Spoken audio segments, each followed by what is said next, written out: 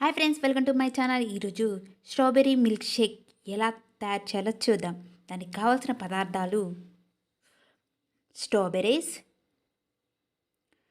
Ice creams అండి, ఇవి 10 రూపాయల కప్పు ఉంటాయి అది, అలాగే షుగర్, మిల్క్ అండి, కాచి చల్లార్చిన మిల్క్ అండి. ఇవైతే మీకు డైరెక్ట్ కాచి చల్లార్చిన మిల్క్ కావాలంటే అలా అయితే వేసుకోవచ్చు. తర్వాత ఒక మిక్సర్ జార్ తీసుకుని దాంట్లో స్ట్రాబెర్రీస్ అలాగే షుగర్ వేసుకొని అయితే మిక్సీ పట్టుకోవాలండి. ఇలా మెత్తగా మిక్సీ పట్టుకున్న తర్వాత ఇందులోనికి మిల్క్ పోసుకోవాలి. ఒక గ్లాస్ దాకైతే పోసుకున్నాండి మిల్క్. తర్వాత ఐస్ క్రీమ్ అండి, ఐస్ క్రీమ్ వేసుకుంటే మిల్క్ షేక్ చాలా టేస్టీగా ఉంటుందని ఐస్ క్రీమ్ అయితే వేసుకున్నానండి. 2 కప్స్ ఐస్ క్రీమ్ వేసుకున్నాను. వేసుకొని మరొకసారి అయితే మిక్సీ పట్టుకోవాలండి.